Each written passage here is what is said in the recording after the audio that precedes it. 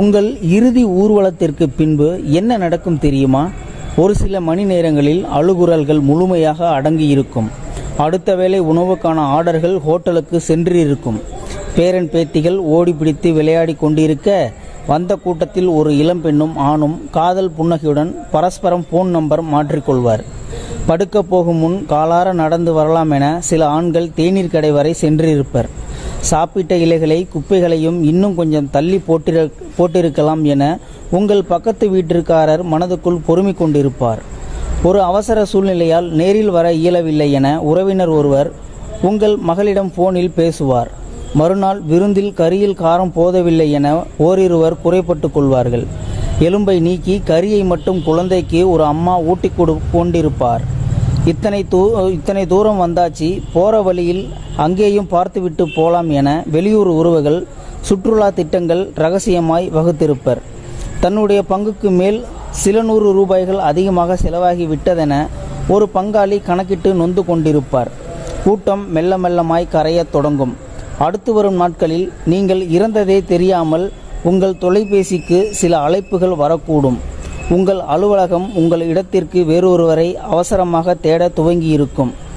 2 வாரங்களில் உங்கள் மகளில் emergency leave முடிந்து பணிக்கு திரும்பிடுவார். 1 மாத முடிவில் உங்கள் வாழ்க்கை துணை டிவியில் வரும் ஏதோ ஒரு நகைச்சுவை காட்சிக்கு சிரிப்பார்.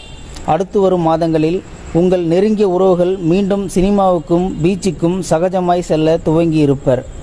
அத்தனை பேரின் உலகமும் எப்பொழுதும் போல் மிக இயல்பாக இயங்கிக் கொண்டிருக்கும்.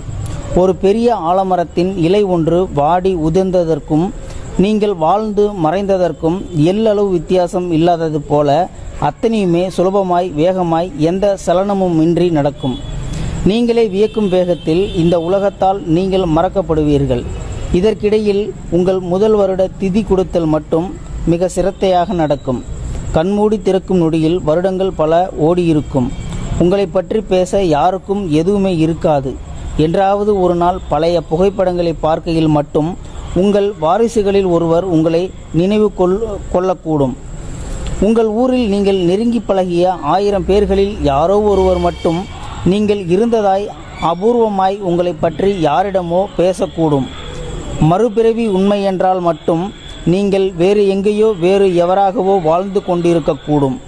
மற்றபடி நீங்கள் எதுவுமே இல்லாமல் ஆகி பேர் இருளில் மூழ்கி பல 10 ஆண்டுகள் ஆகியிருக்கும்.